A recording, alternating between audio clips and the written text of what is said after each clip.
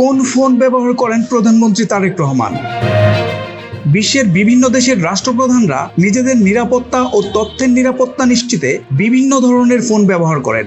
এর মধ্যে বাংলাদেশের বর্তমান প্রধানমন্ত্রী তারেক রহমানের হাতে দেখা গেছে সহজে চোখে পড়ে না এমন একটি মডেলের ফোন। সম্প্রতি সচিবালয় থেকে গুলশানের নিজের বাসভবনে যাওয়ার সময় গাড়িতে বসে কথা বলা অবস্থায় প্রধানমন্ত্রীর ব্যবহার করা ফোনটি গণমাধ্যম কর্মীদের ক্যামেরায় ধরা পড়ে। অনলাইনের দুনিয়ায় ঢু মেরে দেখা গেছে প্রধানমন্ত্রীর হাতে দেখা যাওয়া ফোনটি সিরিন ল্যাবসে তৈরি সিরিন ফ্যানি মডেলের একটি ফোন। সিরিন ফ্যানির বিষয়ে বলা লাগে বিশ্বের প্রথম ব্লকচেইন নির্ভর ফোন, যা প্রথম রিলিজ হয় মে 2018 সালে আর এর জনপ্রিয়তা পেতে থাকে 2018 সালের শেষ দিকে। এই ফোনটি স্ন্যাপড্রাগন প্রসেসরের। ফোনটিতে সিরিন অপারেটিং সিস্টেম ব্যবহার করা হয়েছে।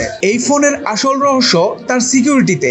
একজন প্রধানমন্ত্রীর ফোন যতটা সিকিউর থাকা দরকার সবকিছুই আছে এর মধ্যে। সিরিন ল্যাবসে তৈরি এই সিরিন ফ্যানির বিশেষ বৈশিষ্ট্য হলো একটি গোপন স্ক্রিন। এই ফোন যেই ব্যবহার করবে তাকে ডাবল সিকিউরিটি চেকের মধ্যে দিয়ে যেতে হবে। আপনি যখন এই ফোনটি খুলতে যাবেন কিংবা কোনো কিছু করতে যাবেন, তখন এই ফোনের উপরে ভাগে থাকা আলাদা একটি স্ক্রিন বেরিয়ে আসবে, যা ফোন থেকে সম্পূর্ণভাবে আলাদা। এরপর দুই স্ক্রিনে দেখানো নম্বর মিলিয়ে ফোনটি ব্যবহার করা যাবে। আর সিরিন ল্যাবের তৈরি ফোনগুলো 999 থেকে $3500 বিক্রি হয়।